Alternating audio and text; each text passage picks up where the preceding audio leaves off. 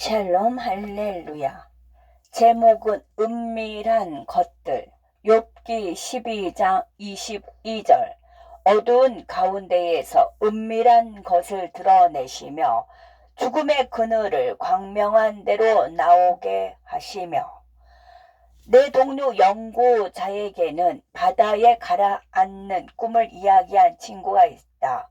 예수님께서 오셔서 그녀의 손을 잡고 바다 밑으로 인도하셨는데 내려가는 도중에 상어가 따라오자 예수님이 다른 손을 올리시니 상어가 물러갔다. 곧이어 뱀장어가 나타났고 예수님께서 다시 손을 들어 뱀장어를 물러가게 하셨다. 마침내 그들은 바닥에 닿았고 빛이 나타나자 진주와 금으로 가득 찬 보물 상자가 드러났다. 그녀는 하나님께서 꿈과 관련하여 욥기 12장 22절을 주셨다고 말했다. 나는 그 꿈이 히브리어 원문으로 된 기절의 완벽한 예시라는 것을 발견했다. 킹 제임스 성경을 처음 읽었을 때 마음속에 몇 가지 의문이 생겼다. 하나님은 그분의 비밀들을 드러내신다. 가장 먼저 든 의문은 왜 하나님은 어떤 것을 드러내셔야 했는지다.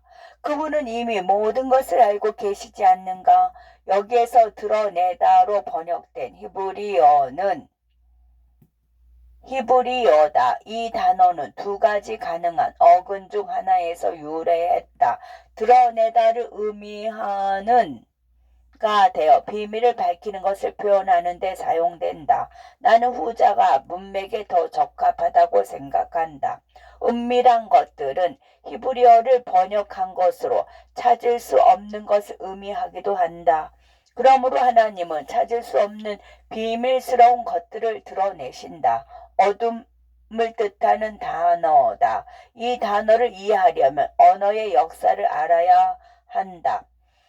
그리스도가 태어나신 지 약 700년 후 히브리어를 보존하고자 하는 마소라 학자들로 알려진 일련의 서기관 그룹은 모음과 문법적 용법을 나타내기 위해 점과 대시 체계를 추가했다. 마소라 학자들은 죄라는 글자에 두 가지 변형을 도입했다. 첫 번째 글자 오른쪽에 점이 있다. 이것은 쉬 소리를 나타내는 쉰이라고 불린다. 두 번째는 글자 왼쪽에 점이 있다. 이것은 태양에서처럼 S 소리를 내고 사인이라고 한다. 이는 또한 단어의 의미를 바꿀 수 있다. 단어의 경우 마수라 학자들은 오른쪽 위에 점을 둔다. 그러나 점을 왼쪽 위에 놓아서 글자로 만들어야 했고 따라서 금지된 것을 한다고 주장하는 납비들이 있다. 이렇게 되면 욥기 12장 22절의 첫 부분은 다음과 같이 번역할 수 있다. 하나님은 측량할 수 없고 금지되었던 비밀한 일을 나타내신다. 아마도 히브리어 원어는 어둠과 금지를 의미하는 두 단어에 대한 언어 유희일 것이다. 다른 구절에서는 두 가지 방법으로 읽을 수 있고 또 읽어야 한다고 생각한다.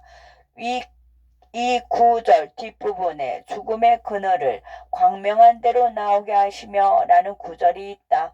죽음의 그림자는 히브리어 단어의 번역이다.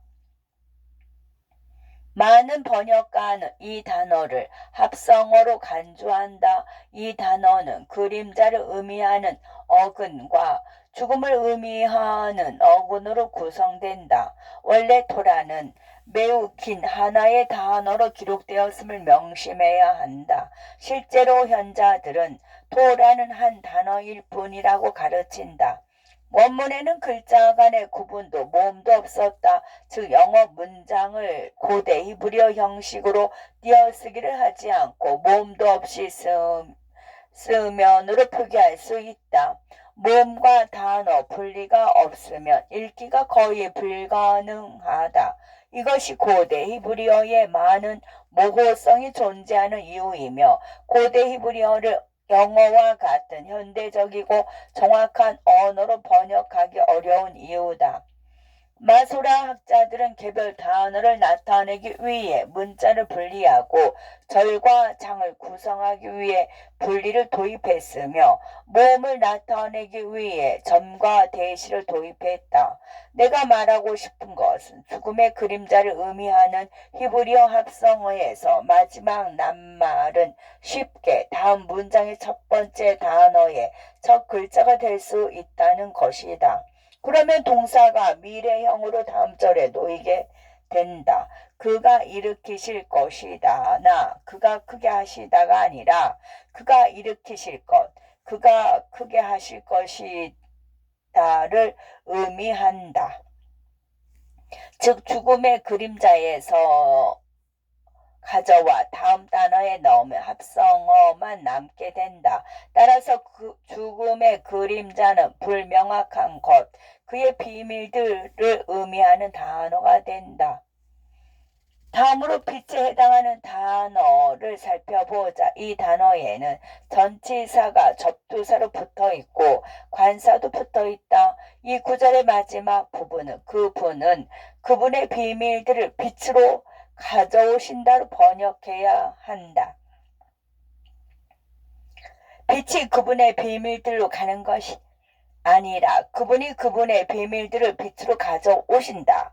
우리가 그분의 빛 안에 거하면 그분은 우리에게 저녁 식사를 대접하는 웨이터처럼 그분의 비밀과 신비를 우리에게 가져다 주실 것이다. 나는 이 구절에 2차적 번역이 있을 수 있음을 발견했다. 그래서 그분은 그분이 제시한 것 가운데서 증량할 수 없는 그분의 비밀들을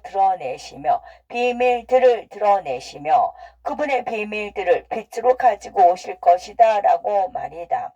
하나님의 비밀과 신비는 찾아 헤맨다고 해서 찾을 수 있는 것이 아니다. 하나님이 제한하셨기 때문이다. 그러나 우리가 그분의 빛 안에 거하면 그분은 그것들을 우리에게 가져오셔서 계시해 주실 것이다. 그러므로 하나님의 비밀을 배우려면 그분의 빛 안에 거해야 한다. 또한 우리는 그분의 마음 안에 거해야 한다.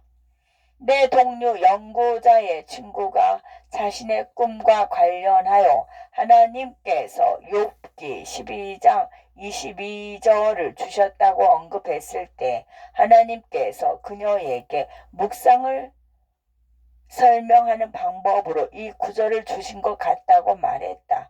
일리 있는 말이다. 묵상한다는 것은 하나님의 식탁에 앉아 그분의 빛 안에 쉬면서 하나님의 비밀과 신비로 이루어진 식사를 대접받는 것이다. 은밀한 것들, 욥기 12장 22절 말씀.